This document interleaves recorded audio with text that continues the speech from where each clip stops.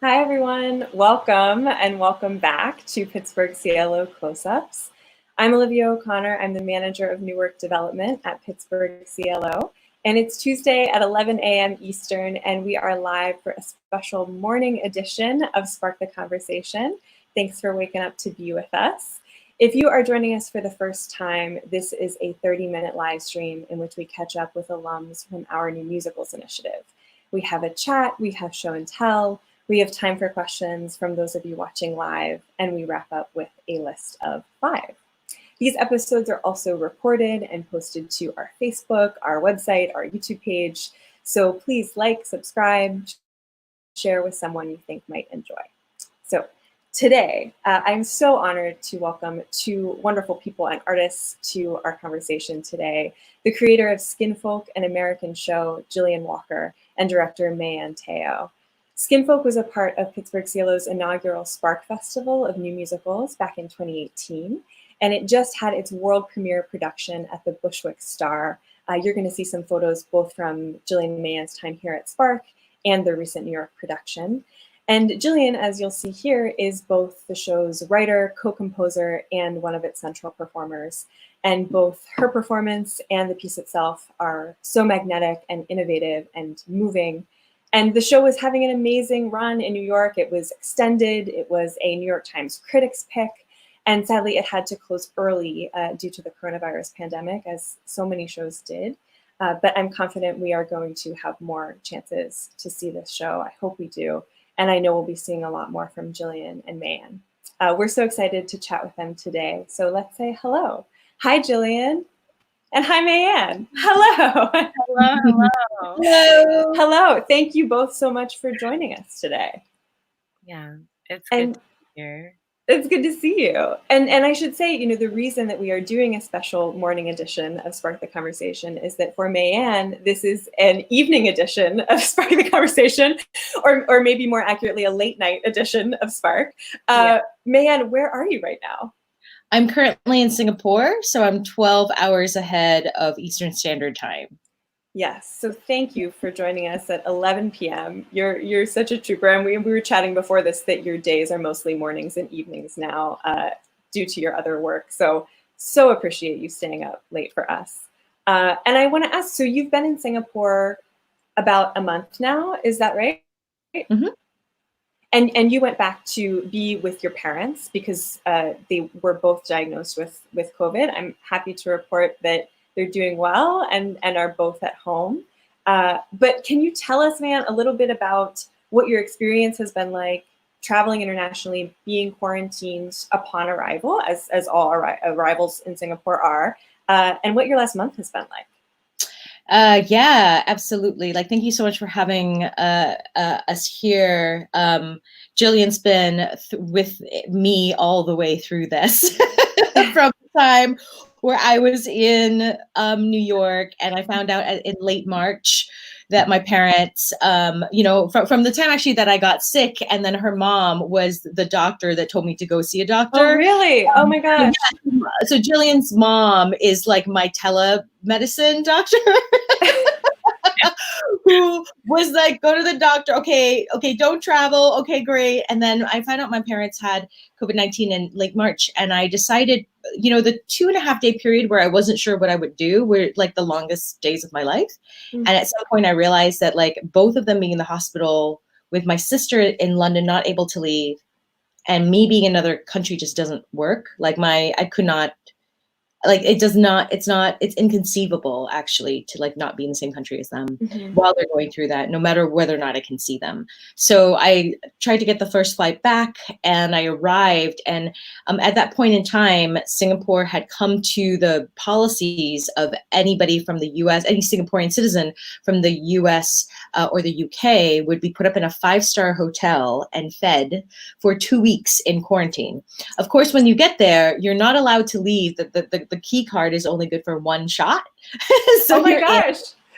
And you do get texted by the police 3 times a day, and they show up at your door to check your ID. And they'll also call you and ask you to switch to video to make sure that you are where you are. Oh, wow. And it's kind of scary sometimes, because one day they texted me, they called me and they said, you didn't answer the second text yesterday. And I was like, I didn't? And I think I was asleep because of jet lag.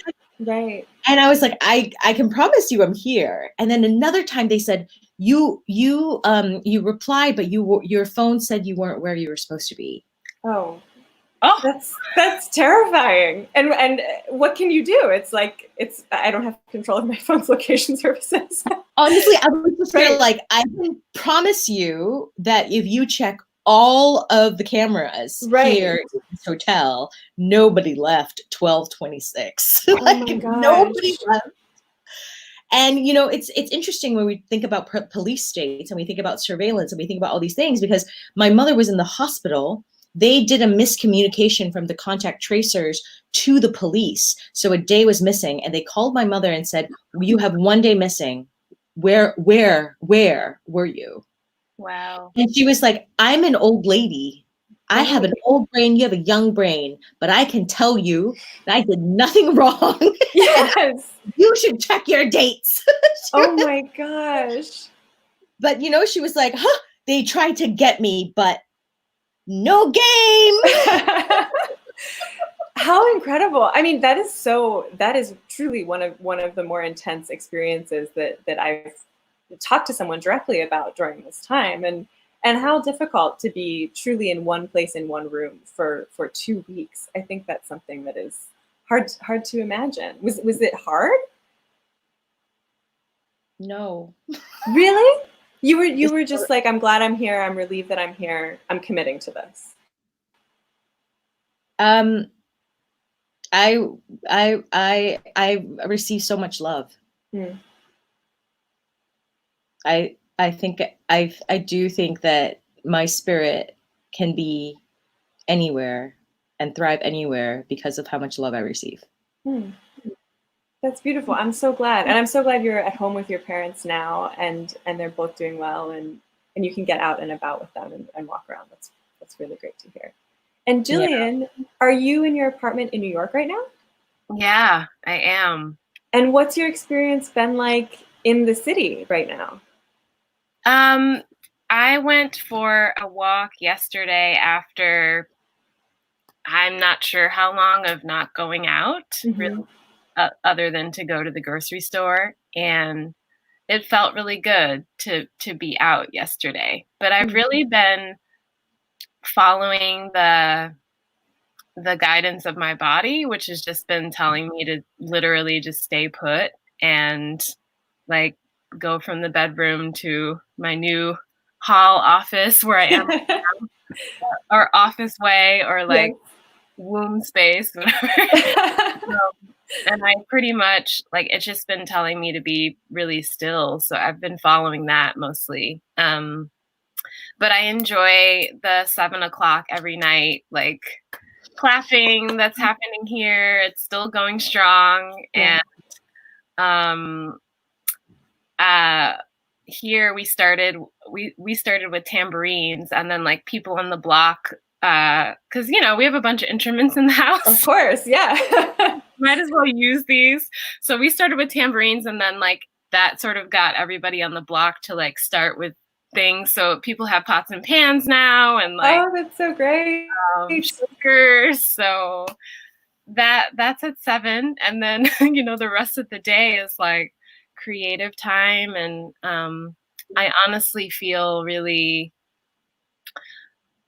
kind of monasteried, like away from the rest of the city, which is good for me, because I tend to be very other people first, and I easily sort of blur into like the people, which is one of the reasons, I do theater. So it's nice to really be able to be with myself, actually. And I'm grateful to feel healthy. I'm not sure if I'm carrying the virus or not, but I feel healthy, and my family's doing okay. So. Oh, good. I'm glad. And I'm glad to hear that it's been a good time for creative energy for you, because that was one of my questions. I think everyone is responding to this so differently in terms of how creative you're feeling, how productive you want to be. And I know you always have a lot of things in process. And I want to mention you're the Tau Foundation Playwright in Residence for Soho Rep for the upcoming season. Yay! So amazing, so amazing.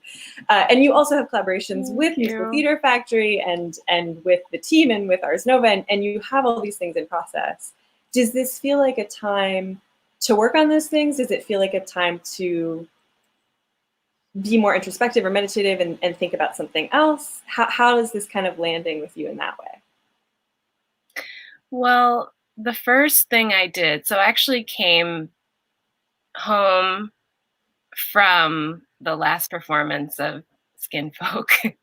And so there's been a period, the first 10 days probably, of just grief and gratitude about the loss of the show, and just trying to process everything that Mei Ann and I have done over the last 2 years. Really from Spark on, it's just been like, we've been living and breathing this work. Mm-hmm. So I was really still for the first 10 days, 2 weeks, and cried a lot and just really spent a lot of time also dealing with trying to decide whether or not I was what I call a first responder artist. So like somebody who was gonna like step up and be like, I've created this, or like join me online for this performance, or like, was I gonna be, did that feel right for me? Mm-hmm.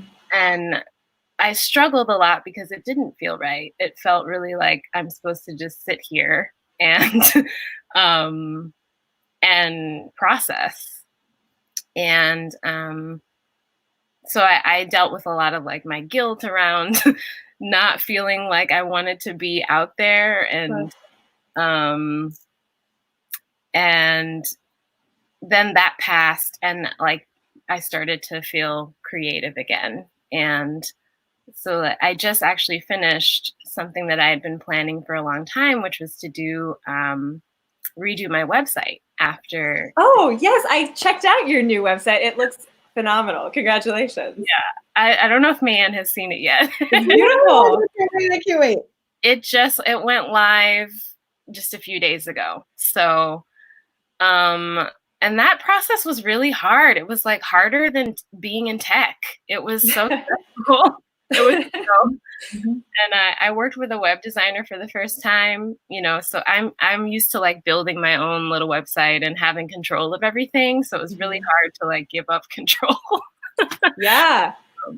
And collaborate with someone on their vision and try to like meet in the middle. But I'm really happy with that. And that was a huge like creative thing that I was holding. So now that that's done, I feel like excited about, getting into this new play that I'm working on with Soho Rep, and working with the team on the reconstruction, which feels really appropriate right now to be writing a piece that deals with like, what does it mean to reconstruct America?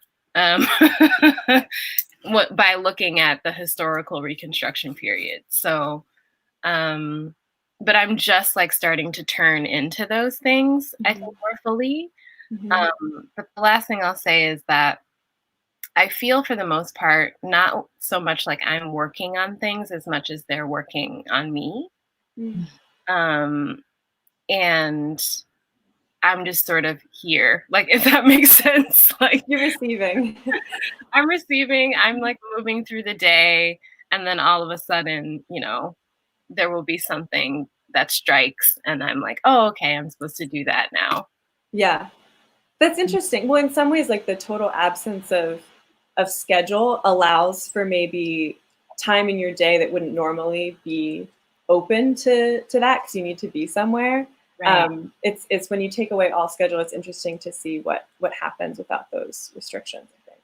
Yeah. And Yeah. Mei Ann, I want to ask, so in addition to being a director, you're also the producing artistic director of Musical Theater Factory, which is it's a relatively recent gig. And if you're watching and you don't know much about MTF, I so recommend checking them out. They have an amazing mission in New York. They're doing such exciting work. And I'm curious, Mei Ann, I know MTF has been doing some digital programming of streaming previous concerts. I know one of Jillian's concerts is coming up at the beginning of June. So everyone can take a listen to her work on June 2nd, I do believe. How do you see, Mei Ann, your role or the tone that you want to set as an arts leader right now? That's a great question. And it's like, we are deeply in that of how do we hold this moment? I'm so sitting with what Jillian just said, like first responder, right? And that there are some like institutions that are set up for that are able to do those things. I am really relieved that like Ars Nova, actually, we were able to pay all our artists and our staff and continue to do so. It's Giving Tuesday, so yes, MTF.NYC. Like, give. help us pay the artists and get right to that, you know, and like, we want to continue doing the things that we care about. We want to continue to gather. A lot of what we do is we gather, and people are able to share their work, and they're able to have community and to do that and to uplift the artists and their work. So we actually are really buoyed by this moment of needing to gather anew, needing to gather no matter what. And in the roundtables that we just had, in the salons that we just had, we had people calling from Singapore, not just me, New Zealand, London, and all over the United States. Wow. New musical theater writers from all over the world now get together at MTF. Wow! And like the perspectives that are present, the love that is present is actually so beautiful. And I've always wanted like MTF everywhere, you know, because I'm a global citizen.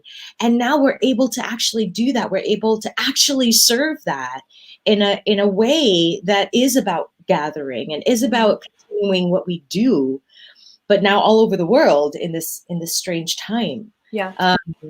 And, you know, we just got really good news. One of our founding members, Michael R. Jackson, won the Pulitzer. Yes, oh, of course. Oh my God. Yes. Yes. So amazing. Great. The only musical, one of 10, the only one that never had a Broadway run to win a Pulitzer. It's incredible. Incredible. Congratulations. So incredible. Like such a bright spot amidst such a difficult and strange time. Yes. Well, I'm so happy that you're both finding ways to work and find positivity and joy in this time. And I wanted to spend a lot of our time kind of talking about this moment and how you're adjusting to it, because I was honestly curious to hear how you are, because I know you're both very smart, creative people. But before we kind of move on, I also do want to give a moment to talk about SKiNFoLK. And in thinking about, you know, one of my curiosities around the show right now, I do want to give a little bit of context to folks watching who may not know the show, that it is the result of many, many collaborations with many institutions and artists. And, you know, I know it started during your time at Columbia, Jillian, and it's developed at Ars Nova, at CLO, at Musical Theater Factory, at the Bushwick Star, at the National Black Theater. And there are also many artistic collaborations. Your Mei Ann's collaboration, your collaboration with your co-composer and music director, Kassan Henry, who was here with us during Spark, is so wonderful. But it's also, or not but, additionally, right, it is such a personal show, and it's about identity, and it's about your relationship to the legacy of your ancestors, Jillian. And so I guess the question that I want to come to is, what has the process over the past couple of years been like of taking something that is so personal and bringing so many collaborators into that process as institutions, as fellow artists, even as, you know, opening it up to the world and to reviewers recently? And what about that has been great or challenging or anything? I'm curious to hear your thoughts on that process. Oh, such a big question. It's so early in the morning. It's so nothing before noon. I can't figure out how to point correctly. But there's tissues right there on the shelf behind me. I feel actually, I'm surprised how much emotion is arising right now. I thought I was done crying about this. Yeah, it's been absolutely life-changing, and as I continue to reflect on it, on what we've built, really, truly, it's just really moving. And that's the word that I have, like moving, that so many different people have come together and contributed, and the team that assembled around this work at the Star and that National Black Theater brought in for the production was just, I mean, truly went above and beyond. Like, and it's just been that way throughout the entire process. And I think SKiNFoLK was definitely the beginning for me of understanding what it means to give myself over to the work itself and to trust the work. And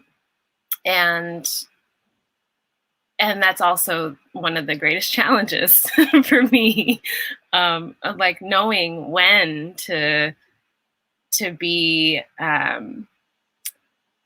in charge, so to speak, or to like when to direct and guide parts of the process, and when to like step back and allow, and I think that just will continue to be a journey for me throughout, everything.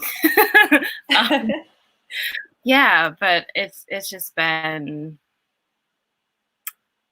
I think back to Spark and like everything that we learned and gathered from being there, that propelled the work to where we were at the Star. And it just truly is like magical stuff. Like I don't know that I can really explain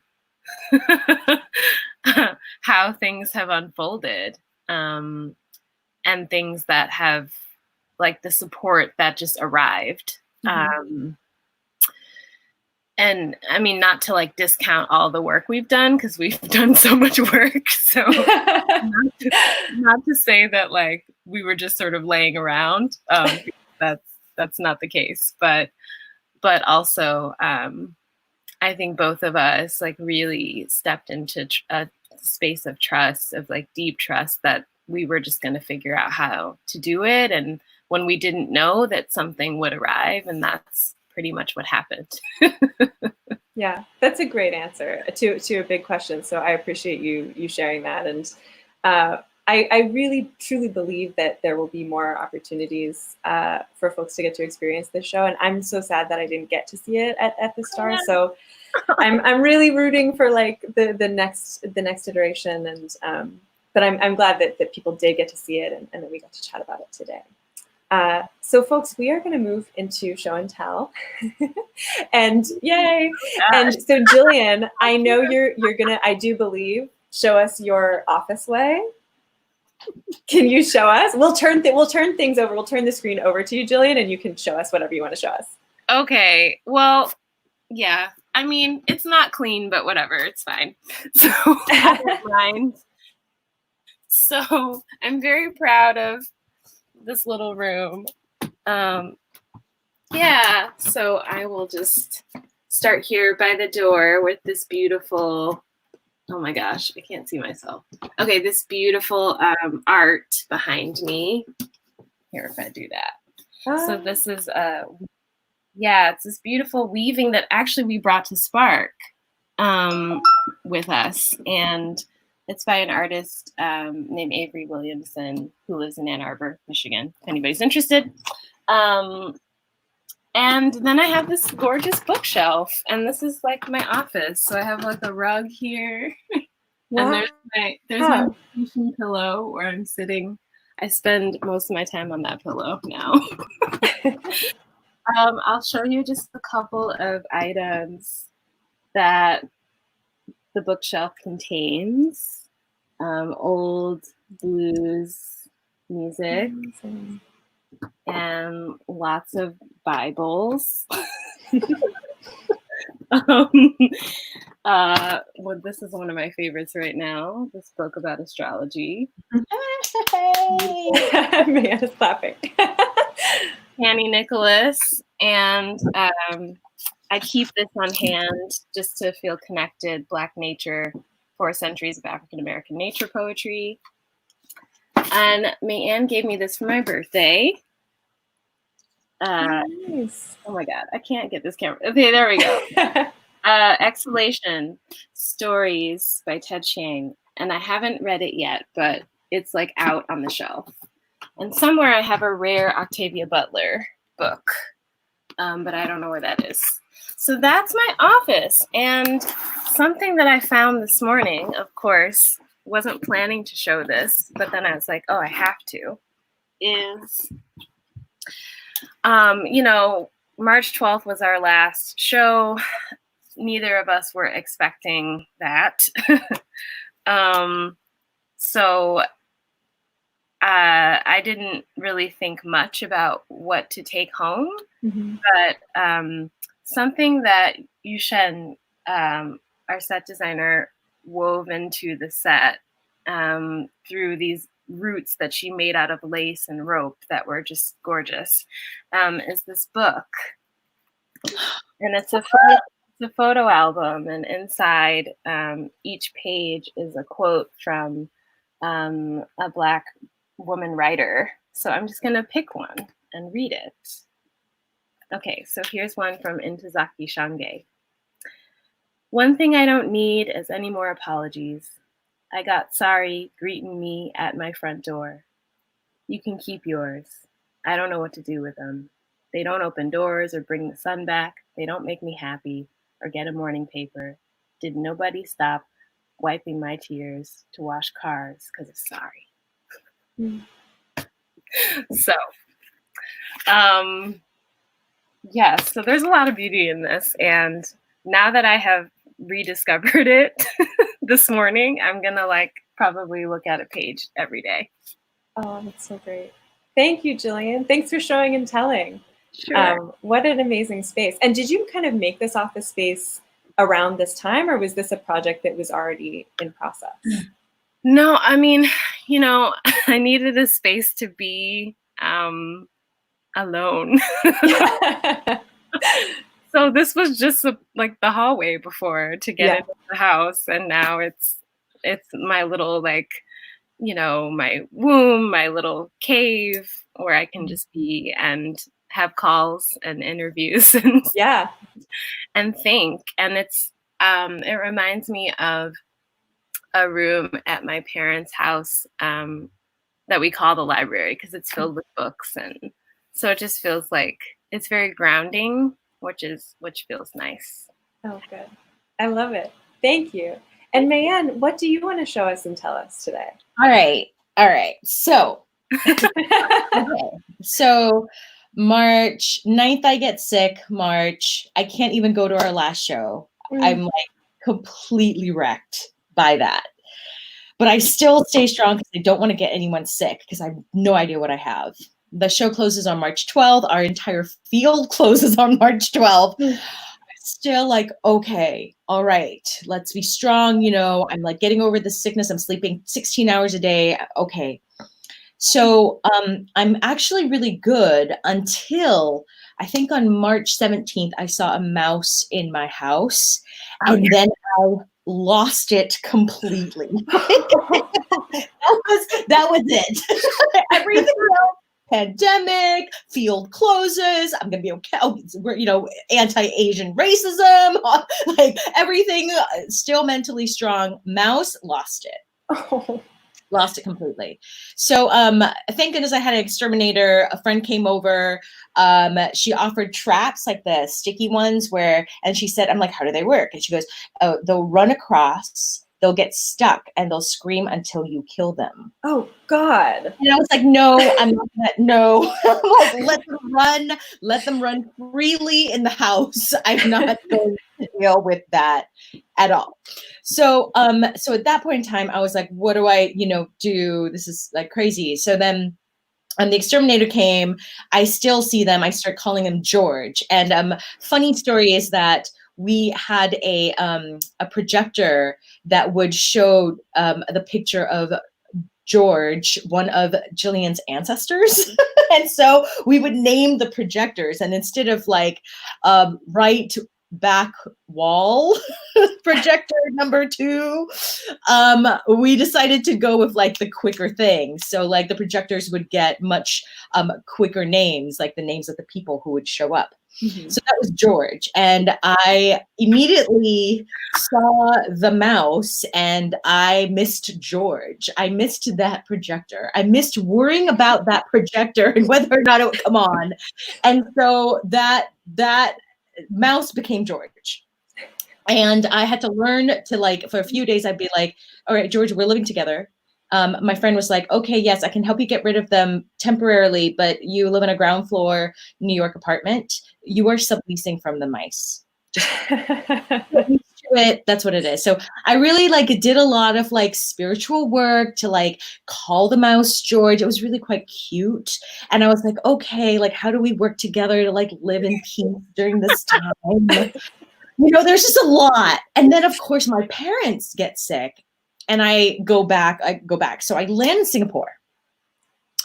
And I'm in this strange hotel. And I do feel like I need some emotional support. And I'm not a stuffed animal person. I've always been very dismissive and suspicious of adults who have stuffed animals.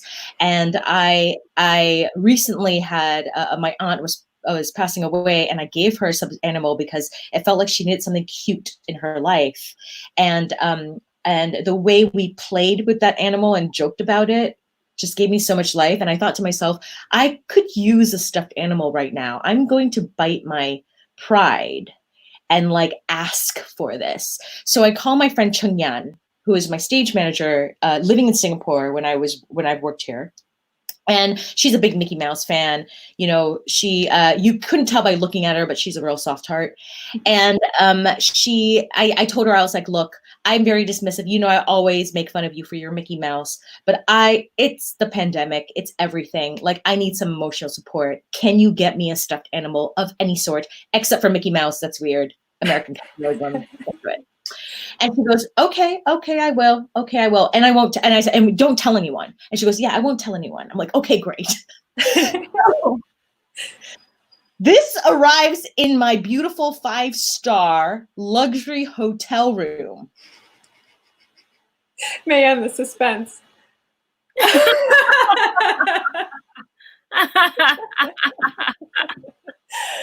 This is a spitting image. I kid you not, of George. Wow. That is so great. That's amazing. George. I'm so glad that you let your distaste for stuffed animals go so that you could both tell us that story and show us George. Thank you. I'm so glad that he's with you. Oh, he's so cute. Amazing. Oh my God, and he has a hood. I love the hoodie. I love a mouse in clothes. What that's amazing. Well, thank you both for showing and telling. This was an absolute delight. And before we say goodbye to you, we'll close out quickly with our segment, Thank You 5. We have another graphic. Yes, we do. And this is on Tuesdays. We use this opportunity to list 5 things. We have a different list every week of something we're grateful for or love or thankful for.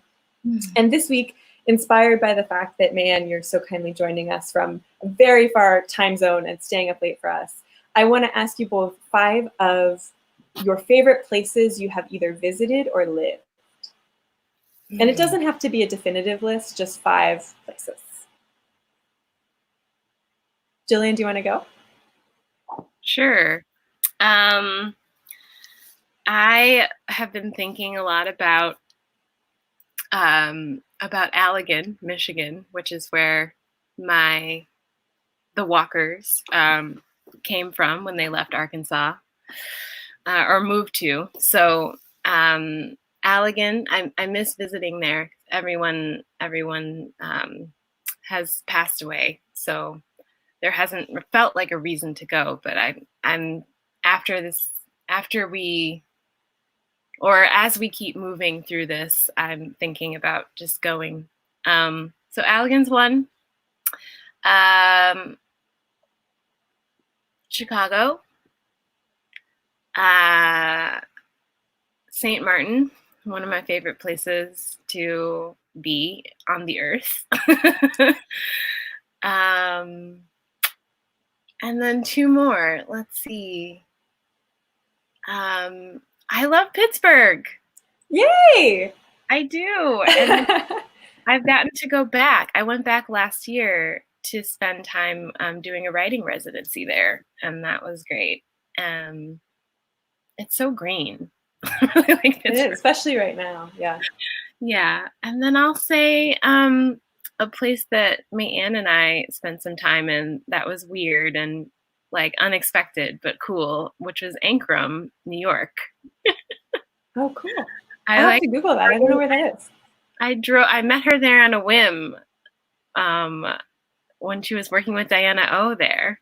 And I don't know, it was like a weird magical time and place. So nice. Man, where are your 5 places?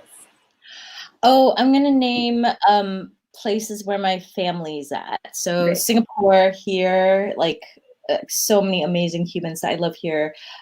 London, where my sister and her kids are. We talk to them every day. It's so sweet. Like little Emmy takes the phone and she just like runs around and I narrate where she's going. Now we go to the living room and now we're seeing the piano and so London where my hearts are. New York, I'm really thinking of all of you. I love you all.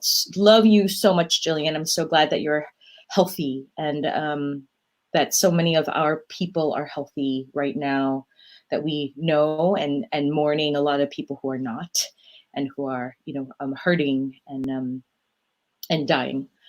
So really like hearts in New York right now. And then California, Northern California. I spent a beautiful time in Angwin, California, there in Napa Valley and the Bay Area. I'm going to give a shout out to New Orleans. Oh, I love New Orleans. And I just spoke to an amazing organizer this morning.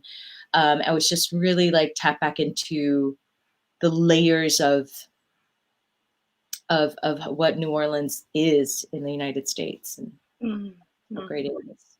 Mm-hmm. 2 great lists. Thank you. Thank you both for being with us today. It was so wonderful to see your faces and get to hear from you. Man, thank you again for staying up late for us. I'm sure you have other things to do even after this call, so I won't even pretend that you're going to bed, but thank you for joining us. Jillian, thank you for waking up early for us. I feel like anything before noon deserves like congratulations. So thank you for coming at 11. And I hope you both stay well. I hope you and yours stay healthy and well. Thank you, same, Olivia. Thank you for having us. Hi, Pittsburgh. Yes. Bye. Thank you both. Bye. And thank you all so much for joining us. This was really great. Before we sign off today, I want to mention, as Mei Ann did, that this is a special day as it is Giving Tuesday, and it is also Give Big Pittsburgh. It's a day that's been organized to raise much needed funds for nonprofit organizations in our community during this time. And we at CLO are so grateful to be participating alongside many other wonderful organizations. You can visit givebigpittsburgh.com right now to see the list of organizations participating and to donate. We hope you will include CLO in your giving today, both so that we can continue connecting with our students and our audiences as we have been by moving our academy classes online and having these live streams and having Google Doc Musical, which is still going, and as well as we plan our future and plan our 75th anniversary season. we are so looking forward to raising the curtain with you in 2021. So thank you all so much. Remember to tune in next week at 3. We're going to be chatting with Marcus Stevens and David Dabin of Game On. Remember to tune in with Mark this Thursday at 5 for Cocktails and Conversations. He's going to be chatting this week with, who is he chatting with? Oh, he's chatting with Jackie Burns and David Toole. So that's going to be really fun. Thank you so much to Steph and Becca and Sid for making the show look great always. And hi to Becca and Sid in our control room. Thank you, thank you. And thank you all so much for supporting Pittsburgh CLO and the arts in Pittsburgh today and all year round. Thanks. We'll see you next time.